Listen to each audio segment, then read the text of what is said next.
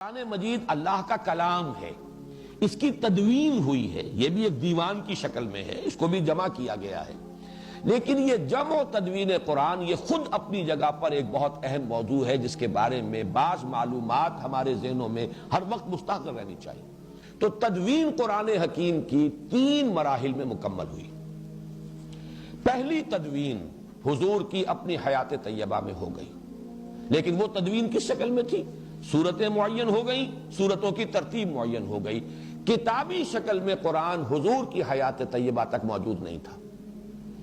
لوگوں کے پاس مختلف حصوں پر لکھا ہوا قرآن تھا۔ یہ اونٹ کے شانے کی ہڈی اسکیپولا بڑی چوڑی سی ہوتی ہے، عموماً اس پر لکھتے تھے، یا کولے کی ہڈی یہ بھی چوڑی ہوتی ہے، اس کے اوپر لکھتے تھے، یا یہ ہے کہ یہ اس کی چونکہ ربز جو ہے بڑی چوڑی ہوتی ہیں، ان ربز کے اوپر لکھتے تھے۔ بہت شاذ لوگوں کے پاس کاغذ کہاں تھا، کاغذ اس زمانے میں، کپڑا البتہ زیادہ دستیاب تھا، کپڑے پر بھی لکھا جاتا تھا۔ اس طریقے سے پتھروں پر لکھتے تھے، چھوٹے چھوٹے پتھروں پر بھی آیتیں لکھ لیتے تھے۔ تو یہ لکھا ہوا جو معاملہ ہے، اور یہ نوٹ کر لینا چاہیے، قرآن کا معاملہ جو میں نے کل بھی بحث کی تھی، یہ قول ہے۔ انہو لقول رسول کریم، یہ لکھی ہوئی شکل میں حضور کو نہ دیا گیا، نہ حضور نے لکھی ہوئی شکل میں امت کو دیا۔ حضور کو بھی یہ پڑھایا ہے، سنقرئک فلا تنسیٰ، ہم پڑھائیں گے آپ کو پھر آپ بھولیں گے نہیں، حضور کو پڑھایا گیا۔ یہ گویا کہ قول جبرائیل اور پھر قول محمد بن کر لوگوں کے سامنے آیا ہے صلی اللہ علیہ وسلم۔ جبرائیل سے حضور نے سنا اور حضور سے صحابہ نے سنا۔ تو اصل میں تو قرآن کی بنیاد جو ہے وہ پڑھی جانے والی شے ہے، یہ لکھی جانے والی شے اصلاً نہیں تھی، لکھی گئی ہے، حضور کے زمانے میں لکھی گئی ہے، اور حضور نے اسی لیے یہ حکم بھی دے دیا تھا، لا تکتبوا عنی الا القرآن۔ احادیث کو منع کیا تھا کہ میری باتوں کو ابھی مت لکھو، گڑبڑ ہو جائے گا کہیں، قرآن مجید ہی کو لکھو صرف۔ لیکن یہ لکھنا جو ہے اصل نہیں ہے، اصل قرآن حضور کے سینے میں جمع کیا اللہ نے، اور پھر صحابہ کے سینے میں جمع کر دیا محمد الرسول اللہ صلی اللہ علیہ وسلم نے۔ وہ منہ سے منہ کو گیا ہے، قول سے قول کی شکل میں گیا ہے، لوگوں نے سیکھا ہے حضور کے دہن مبارک سے۔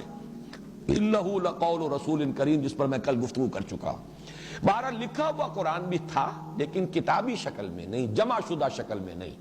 جمع شدہ شکل میں صرف سینوں میں تھا، حفاظ کو یاد تھا، انہیں یاد تھا قرآن اس ترتیب کے ساتھ ہے۔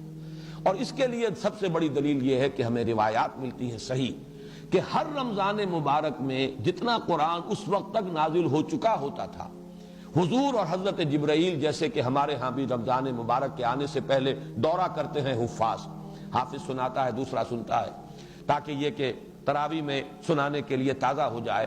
تو رمضان مبارک میں حضور اور حضرت جبرائیل مذاکرہ کرتے تھے، قرآن مجید کا دورہ ہوتا تھا قرآن کا۔ اور آخری رمضان مبارک جو آپ کی حیات طیبہ کا ہے، اس میں پورے قرآن کا 2 مرتبہ دورہ کیا ہے محمد الرسول اللہ صلی اللہ علیہ وسلم نے حضرت جبرائیل سے۔ تو ظاہر بات ہے ترتیب تو تھی، تدوین ہو چکی تھی، لیکن وہ کتابی شکل میں نہیں تھی، وہ سینوں کے اندر محفوظ تھی۔ ترتیب ویسے لکھی ہوئی مختلف صورتیں، مختلف آیتیں لوگوں کے پاس مختلف چیزوں پر موجود تھیں۔ اس معنی میں جہاں تک حافظے میں اور سینے میں مدون ہو جانا ہے قرآن کا، وہ تو نبی اکرم صلی اللہ علیہ وسلم کی حیات طیبہ کے دوران مکمل ہو گیا۔ دوسرا مرحلہ آیا ہے اس کا حضرت ابو بکر رضی اللہ تعالیٰ عنہ کے عہد خلافت میں، جب جنگیں ہوئی ہیں مرتدین سے اور مانعین زکوٰۃ سے، اور جنگ یمامہ میں تو بہت بڑی تعداد میں صحابہ شہید ہوئے ہیں، بہت بڑی جنگ تھی، خوریس جنگ تھی، اور اس میں بڑی کثیر تعداد میں حفاظ قرآن شہید ہو گئے۔ اب ایک تشویش پیدا ہوئی کہ اس قرآن کو اب جمع کر لینا چاہیے کتابی شکل کے اندر، ما بین الدفتین یا دفتیین، اس کو جمع کر لینا چاہیے۔ اس پر پھر حضرت عمر کے دل میں سب سے پہلے یہ خیال آیا۔ حضرت عمر نے حضرت ابو بکر سے کہا، وہ بڑے متردد رہے، میں کیسے کروں، جو کام حضور نے نہیں کیا وہ میں کیسے کروں؟ لیکن حضرت عمر اس پر اصرار کرتے رہے، تو پھر رفتہ رفتہ ان کا حضرت ابو بکر کا بھی سینہ کھل گیا۔ انہوں نے فرمایا کہ ہاں اب تمہاری اس بات کے لیے میرا سینہ کھل گیا ہے، اللہ نے میرے سینے کو کشادہ کر دیا۔ اس کے بعد اب جن صحابہ پر یہ بوجھ ڈالا کہ حضرت زید بن ثابت جو حضور کے زمانے میں بھی کاتب وحی تھے، لکھتے تھے، چند آپ کے صحابہ تھے کہ جو خاص اس کام کے اوپر مامور بھی تھے، وحی آتی تھی تو وہ لکھتے تھے، اور ان میں حضرت زید بن ثابت جو ہیں بہت معروف ہیں۔ جب ان سے حضرت ابو بکر نے فرمایا کہ اب تم یہ کام کرو، اور ان کے ساتھ کچھ اور صحابہ کو ایک کمیٹی کی شکل دی، تو وہ بھی پہلے بہت متردد رہے، ان کی دلیل بھی یہ تھی جو کام حضور نے نہیں کیا میں کیسے کروں، اور نمبر دو یہ کہ یہ تو پہاڑ جیسی ذمہ داری ہے میں کیسے اٹھاؤں۔